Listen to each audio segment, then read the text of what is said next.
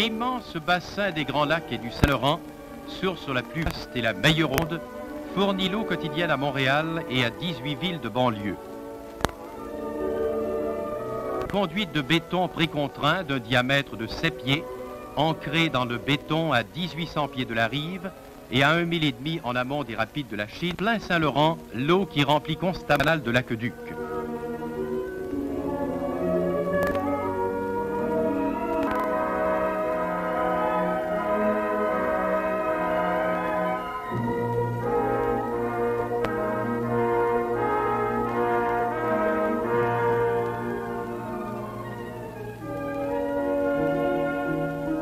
Ce canal, commencé en 1853, a une longueur approximative de 5000 et contient, estime-t-on, 380 millions de gallons. Il se termine vis-à-vis de l'usine de filtration sise au bas de la rue Atwater.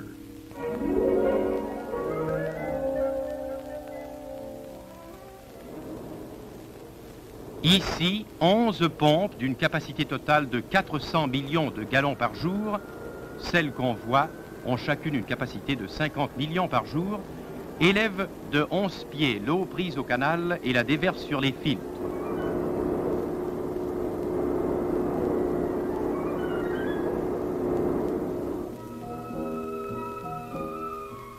De l'extérieur, les immeubles de l'aqueduc comprennent 2 édifices principaux. L'usine centrale de pompage surmontée de la tour et l'usine de filtration qui, au cours des dernières années, a occupé, en se développant, tout l'espace disponible.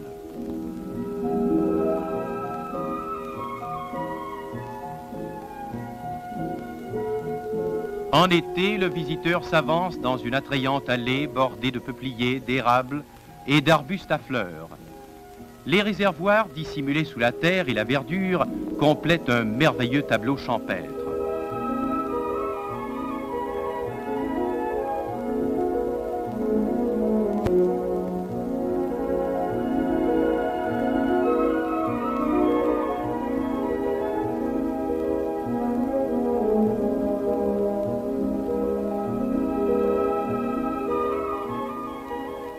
L'écusson de Montréal couronne les grandes portes de l'entrée principale. Nous entrons à la galerie numéro 5.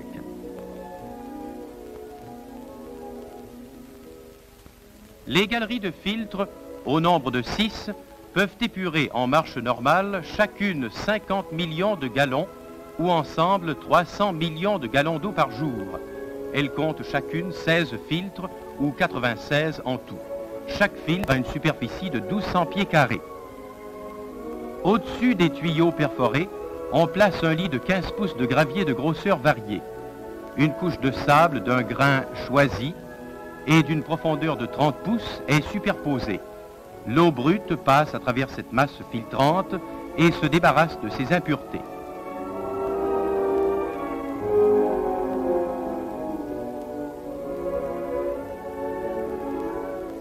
Après un laps de temps variable, 24 à 96 heures selon la saison ou d'autres circonstances, on procède au lavage du filtre. On ferme d'abord le courant d'entrée de l'eau brute et le reste est envoyé à l'égout. Un homme au poste de contrôle suit ces opérations qui se répètent par alternance d'une galerie à l'autre.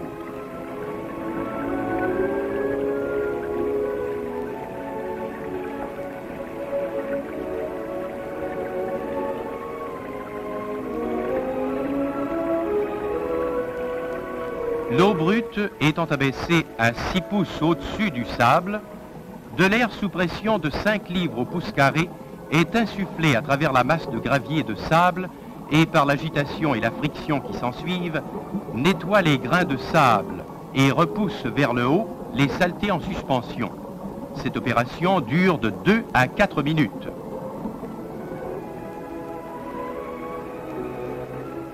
Ceci fait, de l'eau filtrée provenant de réservoirs élevés est introduite par les tuyaux du fond à la vitesse de 16 pouces par minute et entraîne à l'égout les saletés en suspension.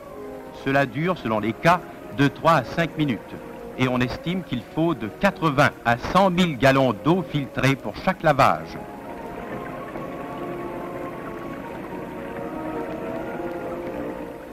L'opération s'achève Il n'y a plus qu'à ramener le filtre à son fonctionnement normal. Par le jeu d'une manette, on ouvre de nouveau le courant d'eau brute.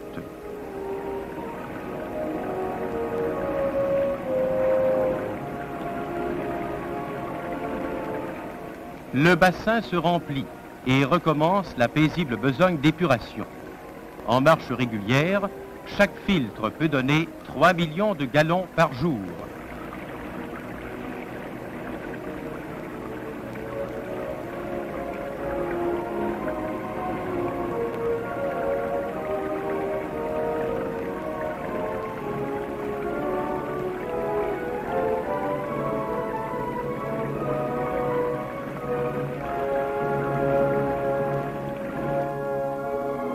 L'eau filtrée s'écoule vers des réservoirs souterrains d'une capacité de 53 millions de gallons.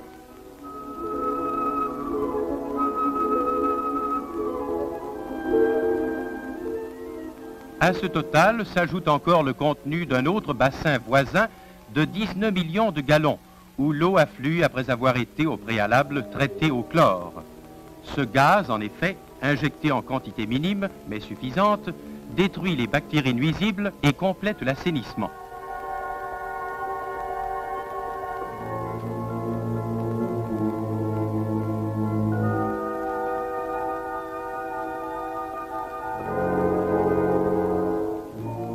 Des examens suivis et minutieux portent sur la quantité de chlore résiduaire.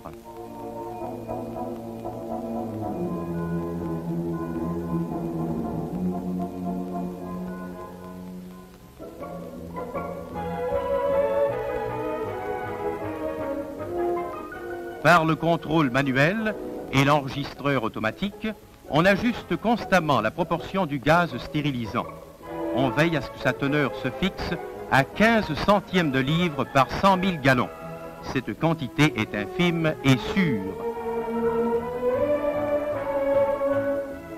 On reçoit le chlore à l'état liquide en des bonbonnes d'1 tonne où la pression est de 125 livres au pouce carré. On l'entrepose dans une bâtisse affectée aux diverses opérations exigées par la chloration. L'eau filtrée et chlorée remplit un bassin de 19 millions de gallons et entreprend de là, par le réseau de distribution, son voyage vers tous les robinets de la ville.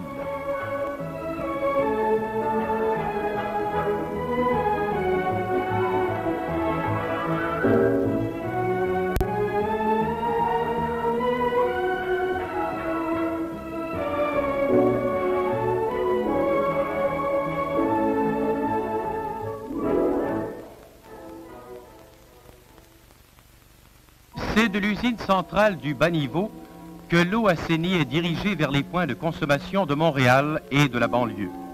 Il faut à certains endroits l'élever en hauteur jusqu'à 750 pieds et en distance la pousser jusqu'à 18 000.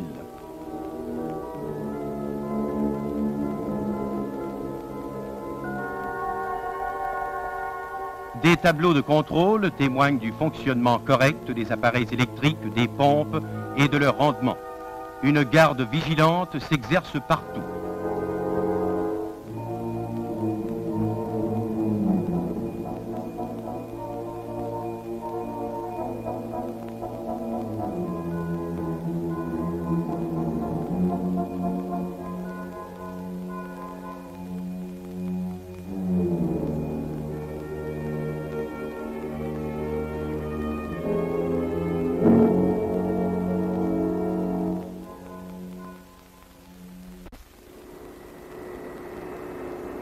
Des pompes géantes mues à l'électricité et d'une capacité quotidienne d'environ 30 millions de gallons jouent dans la distribution de l'eau un rôle essentiel.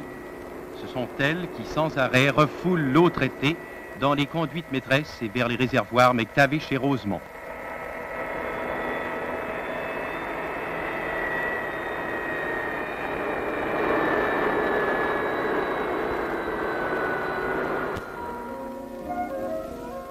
Accrochés presque tous au flanc du Mont-Royal, disposés à des niveaux différents, les réservoirs reçoivent le surplus des pompes, équilibrent la distribution, maintiennent une pression constante dans leur zone d'alimentation. Le plus ancien, quant au site, est celui de McTavish, qui, à 231 pieds d'élévation, a une capacité de 33 millions de gallons.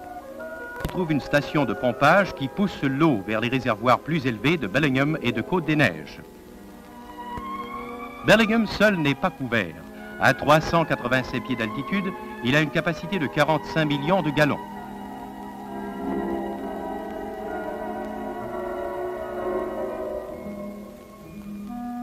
À 497 pieds d'élévation, le réservoir de Côte-des-Neiges peut contenir 5 100 000 gallons. Par sa station de pompage, il alimente à son tour deux réservoirs plus petits, Summit et Mont-Royal. Summit, à 657 pieds, contient 3 millions de gallons.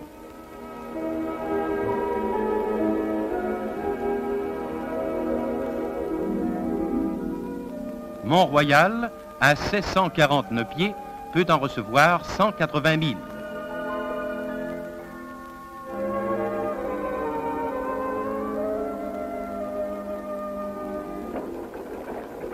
Le réservoir de Rosemont est le dernier construit. Ces scènes, tournées pendant l'excavation et l'érection des piliers, permettent de se faire une idée de ces petits lacs souterrains d'eau potable que sont les réservoirs.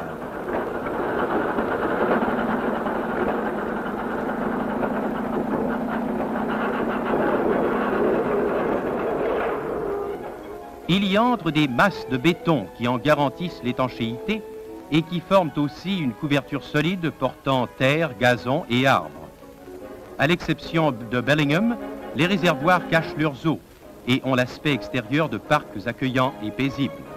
Leur capacité à tous ensemble s'établit à 138 280 000 gallons d'eau.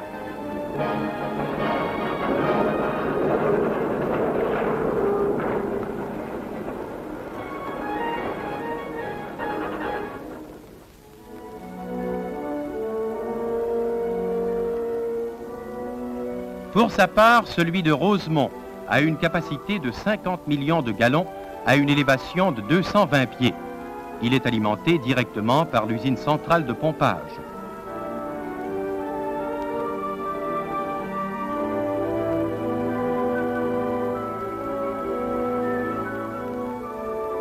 L'île Sainte-Hélène ne fait pas partie du réseau.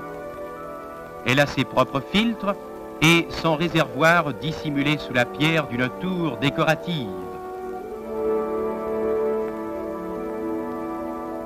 De l'extrémité du canal de l'aqueduc, en passant par l'usine centrale, par la voie des conduites principales et des réservoirs, l'eau afflue selon les besoins dans un territoire qui comprend en gros depuis Saint-Laurent, Côte-Saint-Luc et La Salle, le centre de l'île de Montréal et l'est jusqu'à sa pointe extrême. Ce sont les conduites principales, généralement en béton, celles que l'on construit ici à un diamètre de 48 pouces, qui portent l'indispensable liquide aux conduites locales communiquant avec l'usine et la maison.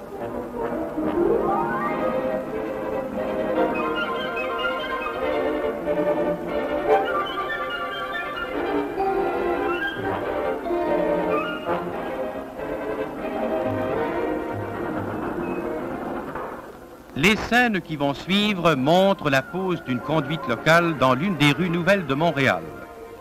L'égout domestique étant bien enfoui dans la tranchée, on installe les tuyaux au-dessus.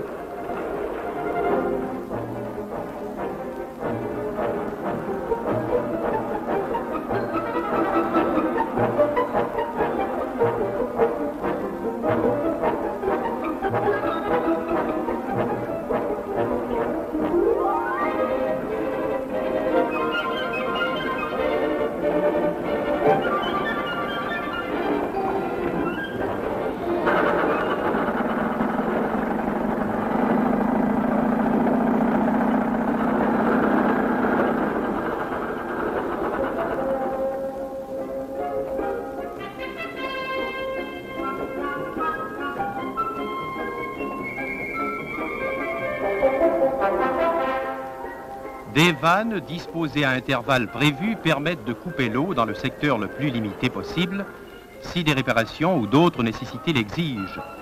Des scènes comme celles qu'on voit ici se sont répétées des centaines de fois depuis la guerre, selon le rythme rapide de l'expansion domiciliaire. L'aqueduc a dû accomplir des prodiges pour suivre la cadence d'un progrès vertigineux.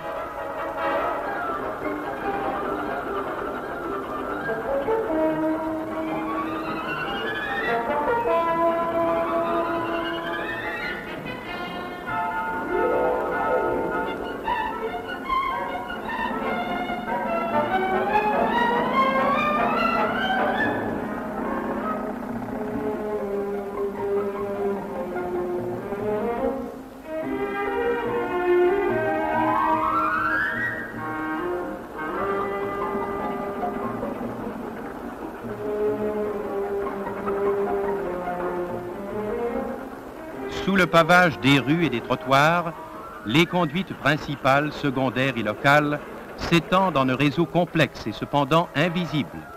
Mises bout à bout, elles atteindraient 1300 000. Quelques 8 500 bornes fontaines, 17 000 vannes, 12 000 compteurs et le reste figurent aux statistiques. Le fonctionnement de l'aqueduc et l'entretien du réseau sont confiés à la division des eaux et de l'assainissement du service des travaux publics. Le territoire est divisé en 4 districts relevant d'autant de bureaux régionaux et de l'administration centrale. Un personnel compétent est toujours en alerte, vaquant aux tâches de chaque jour et prêt à répondre en tout temps aux appels d'urgence.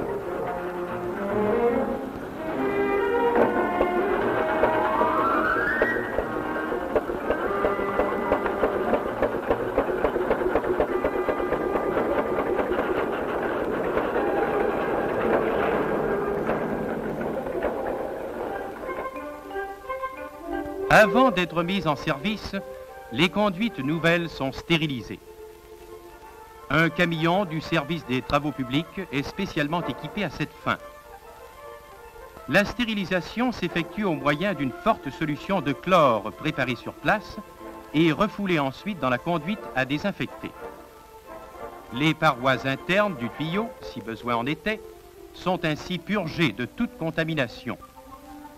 Pour plus de sécurité encore, on procède ensuite à des essais bactériologiques qui déterminent l'efficacité du traitement.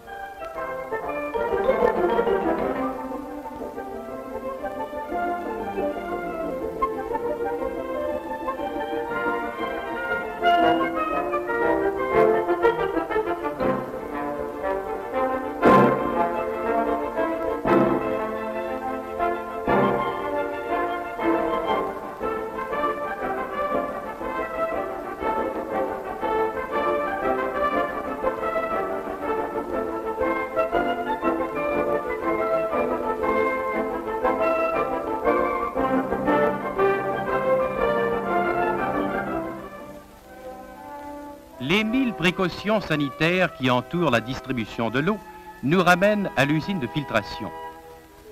Nous visiterons le laboratoire afin d'en suivre le travail de tous les jours. Selon un itinéraire déterminé, on prélève des échantillons d'eau dans tout le territoire alimenté. On les rapporte ensuite au laboratoire qui les soumet à diverses analyses.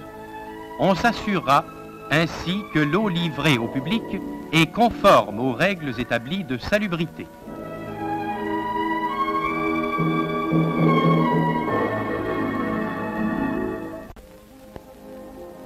Au laboratoire, les échantillons recueillis ici et là sont soumis à des essais bactériologiques qui sont les plus importants.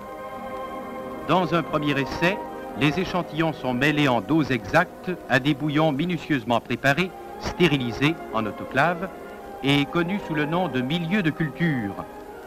C'est un mélange lactosé spécial contenant des sucs favorables au développement des bactéries coliformes.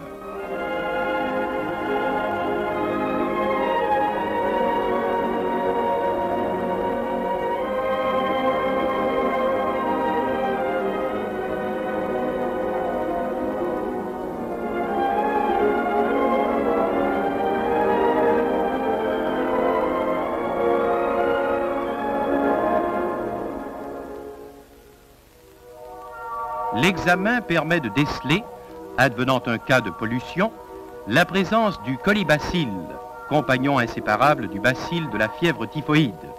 Son absence atteste la qualité sanitaire de l'eau.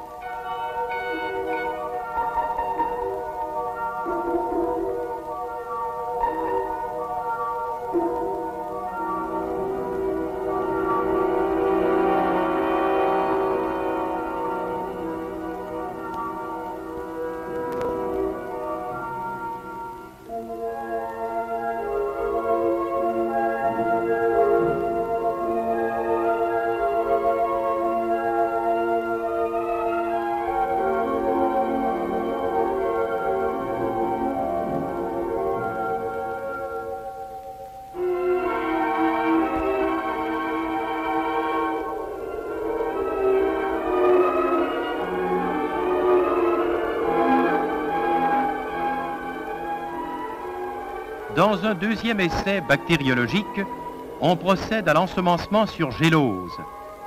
Comme dans le premier cas, on mesure avec le plus grand soin les quantités d'eau tirées des échantillons et déposées dans un milieu de culture différent. Il s'agit cette fois de procéder à l'évaluation de la flore bactérienne et à l'énumération sur plaque.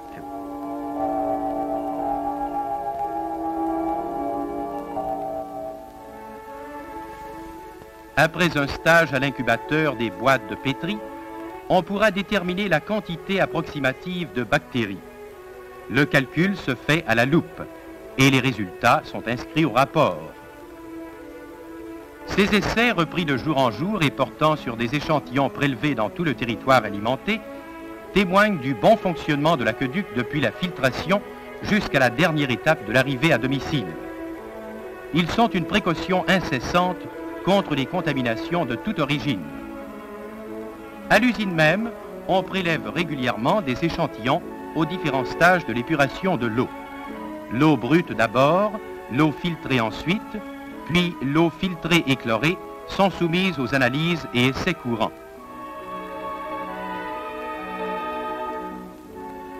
En plus des examens bactériologiques, l'eau de Montréal subit des analyses chimiques et physiques. Les essais physiques se rapportent à la couleur, à l'odeur, au goût et à la turbidité. En ce dernier cas, on vérifie s'il reste des matières en suspension dans l'eau. Par les essais chimiques, on tend à déterminer la dureté de l'eau et sa teneur en sels minéraux. L'eau de Montréal est considérée comme d'une dureté moyenne. Les renseignements accumulés sont fournis gratuitement à qui en a besoin, tels les buandiers, les fabricants de produits alimentaires, les installations de chauffage et le reste. En quittant le laboratoire, décernons une note d'excellence. Depuis la chloration qui date de 1910, jointe à la filtration qui remonte à 1918, le taux de mortalité par la fièvre typhoïde a été finalement réduit à néant à Montréal, alors que dans le passé sévissaient de désastreuses épidémies.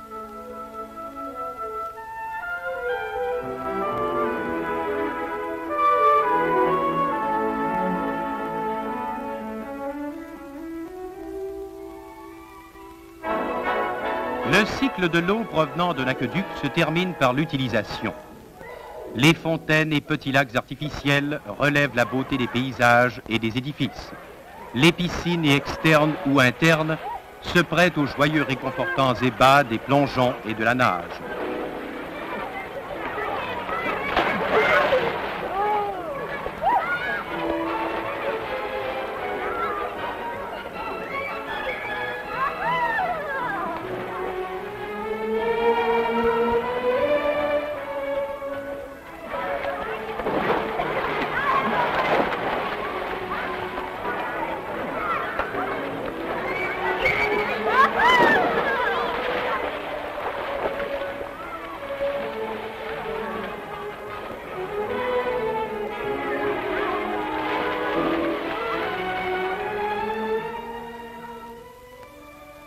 La propreté de la voie publique dépend en partie d'un bon arrosage.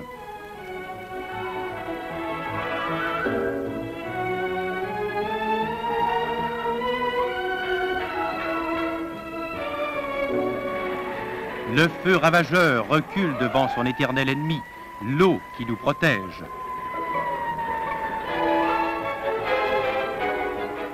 Maintes industries existent et fonctionnent grâce à un approvisionnement abondant. Le navire qui quitte le port, le train qui s'élance vers le lointain, l'avion qui monte vers les nuages apportent une provision de l'eau de Montréal, une eau reconnue par les ministères fédéral et provincial de la santé comme répondant aux strictes exigences requises en pareille occurrence. C'est que l'eau de Montréal est parfaitement saine. Totalement au clair et rapide courant du Saint-Laurent, elle se passe de la coagulation et de la sédimentation souvent nécessaires ailleurs. Filtrée, soumise périodiquement aux examens attentifs du laboratoire, elle parvient avec régularité à 400 000 foyers à Montréal et dans les 18 municipalités environnantes. Elle alimente un vaste territoire divisé en zones d'alimentation, réservoirs plus élevés qu'elle, et dont les plus importantes sont celles des réservoirs McTavish, Rosemont et Bellingham. À chaque Montréalais, quotidienne de 125 gallons, aux plus vieux comme aux plus jeunes. C'est en fonction et de son foyer que l'aqueduc de Montréal est d'abord conçu. Construit au cours du dernier siècle au coût de 100 à 150 millions de nos dollars actuels, il constitue l'entreprise du genre la plus considérable au Canada. Sa laborieuse érection et son fonctionnement efficace offrent un fondement à la juste fierté des administrateurs passés et présents de la Cité de Montréal et de son service des travaux publics qui, par ses divisions de l'aqueduc et des eaux et de l'assainissement, en assure l'entretien et l'expansion.